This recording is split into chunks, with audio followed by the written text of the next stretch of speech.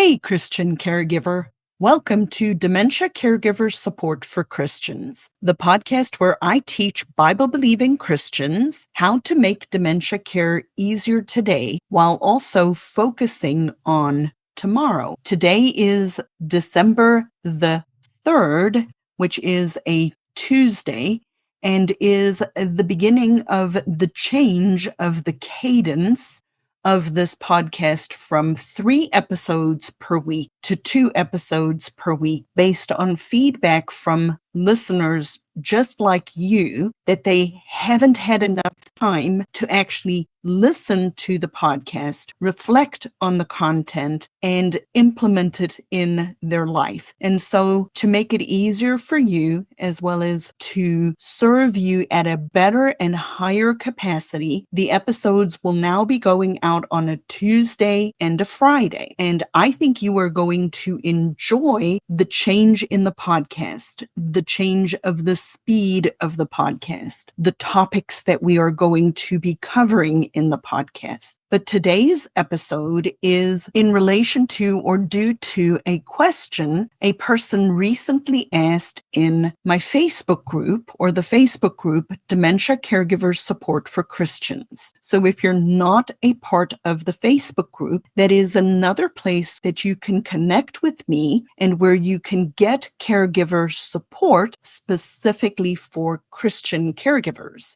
And so the question was, how do I tell my loved one that they have dementia? Or how to tell your loved one that they have dementia? Nobody likes getting bad news, do they? I don't know how many of us have heard the saying, but I think most people have. The old saying that no news is good news. And I've always struggled with that saying because which is it? No news is ever good, or not hearing anything is good news. So no news is good news. Now, as a recovering healthcare provider, and I really laughed at myself when I came up with that term, recovering healthcare provider, because it has taken me as a 30-plus year trained, skilled occupational therapist, over a year and a half to untrain my brain to not just think in terms of a healthcare provider, because healthcare providers have a very narrow and limited view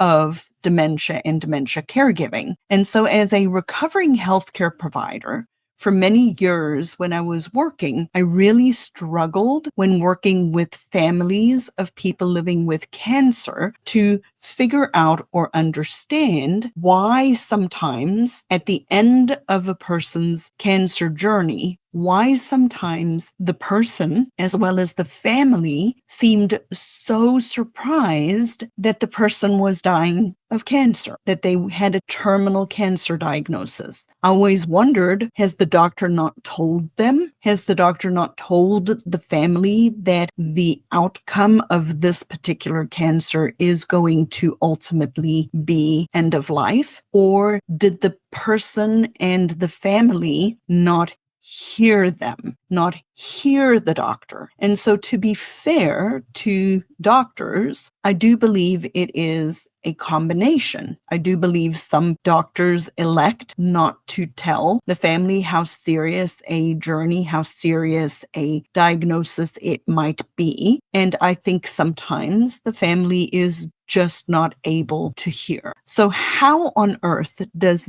this conversation about cancer relate to dementia and me telling my loved one whether or not they have dementia? Dementia is different in this respect. There is a thing, a condition, a medical term called anosognosia. And I'm going to spell it for the people who are nerds like me. Ana, A-N-A, sognosia, S-O-G-N-O-S-I-A,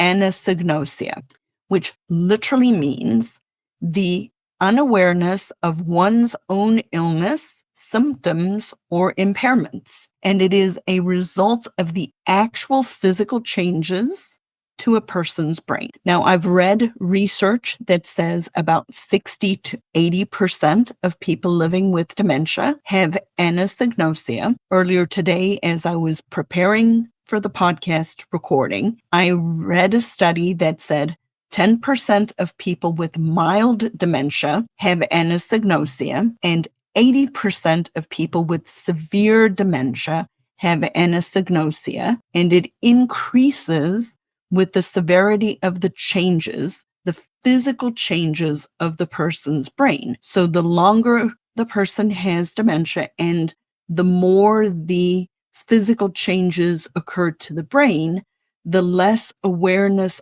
the person might have of their own symptoms or impairments. So this brings up the other side of the coin, which is denial. What is denial? So denial is not the same thing as anosognosia, but for a lot of people, it looks like it is. Denial is our psychological soul, inner person's defense mechanism when we're not ready emotionally to deal with something. It is our brain protecting us from dealing with something that we're not ready to cope with. So back to my patients and people sometimes living with cancer, I believe a lot of them are in denial of what they have been told because they're not yet able to process that information. So what does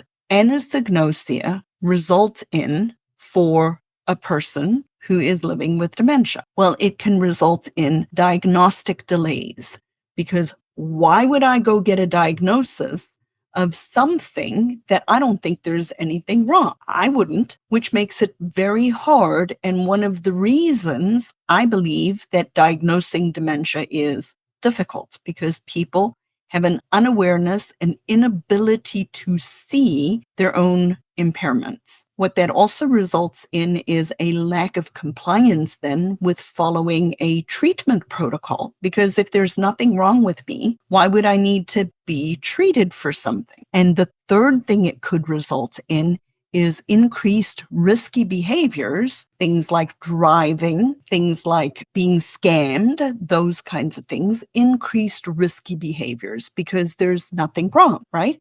If I don't believe that there is anything wrong with me, then those three things can happen. So how do you tell your loved one that they have dementia? Do you tell them? Do you not tell them? And if you decide to tell them, and I think you should tell them, how do you tell your loved one they have dementia? The very first thing I would recommend you do is you do it in a very soft, gentle approach. When you tell them the information, you reassure them and meet them emotionally where they respond. You need to reassure them that it doesn't matter what happens, you will be there for them and that you will help them every step of the way. Most people are now aware or have known somebody who lives with dementia. So for many people, it can be very scary because there is such a tremendously negative narrative in the world about dementia and dementia caregiving, which is one of the reasons I do this podcast every single week, is because I want to change the culture. I want to change what people think about dementia. I want to change how people respond to dementia. So start with the soft and gentle approach. You will have one of two responses. You will have the response of the person seeing it, understanding it, knowing what is going on, but then likely not remembering afterwards, because most people with dementia have difficulty with their short-term memory, and that you will need to repeat it as frequently as they ask. So if they ask you what's going on with my brain, and they responded well when you told them, then you softly and lovingly and gently remind them that their brain is changing, and you repeat it as frequently as they ask. But that is if they have an awareness that this is going on. The alternative response is going to be, it didn't go well at all. And if it doesn't go well, you have to assume that the person has anosognosia, not denial, anosognosia. And then you need to consider stopping to try to reason your way into them, quote unquote, knowing that they have dementia. And the reason you need to consider stopping trying to get them to understand that they have dementia is because it serves no purpose at all. The only likely result that you will get from trying to reason the person into understanding that they have dementia is a shattering or a breaking of your relationship. And as a recovering healthcare provider, one of the biggest differences that I now know to be true is all effective caregiving stems from the relationship that you have and have had with that person over time. So if you've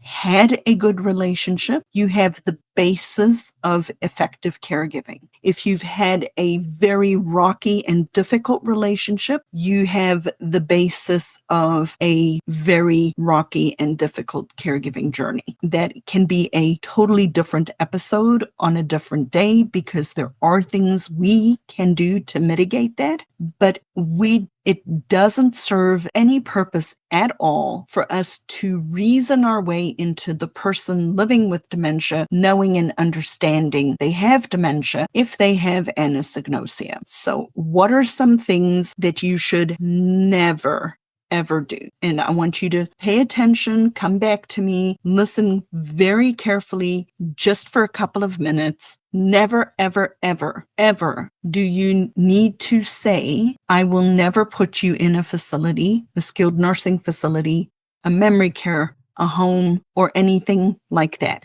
The person may want you to reassure them that they can stay at home, but you have no idea whether that is or is not going to be possible. There are a lot of things we can do if it is your choice and decision to keep someone at home, but you should never promise that you will keep them at home. That is an unrealistic promise that you may not be able to keep, and that if that were to happen in the future, results in you feeling guilty for making a promise that you then could not keep. So never ever say, I will never put you in a facility, a home, or anything like that. Just say to the person, I am going to be there for you. I will help take care of you. I will make sure that you are taken care of. You do not need to be worried about any of that. I will be your person. What can you always, always do? And this is the best strategy for every struggle we have as caregivers, is reassure them that you love and care for them and that you are going to take care of them. Meet the person emotionally where they are. So if these episodes resonate with you, and if you are truly struggling with something very specific, I invite you to go to the website, thinkdifferentdementia.com, and schedule a strategy call with me. They're 20 minutes. There's no obligation. I can see how we can work together. We can dialogue for 20 minutes. You can get a little bit of individual caregiver support. I will point you in the next step or direction you need to take in your particular situation. So if you are ready for that level of commitment, for that level of involvement, go to the website, schedule a strategy call, and let us see how we can point you in the next best right direction. And come back again on Friday. If you have a family member that has been trying to reason with your loved one and trying to make them know or understand that they have dementia, share this episode with them. Anosognosia is very common and is not something that everybody knows or understands. So share these episodes with them, like and subscribe.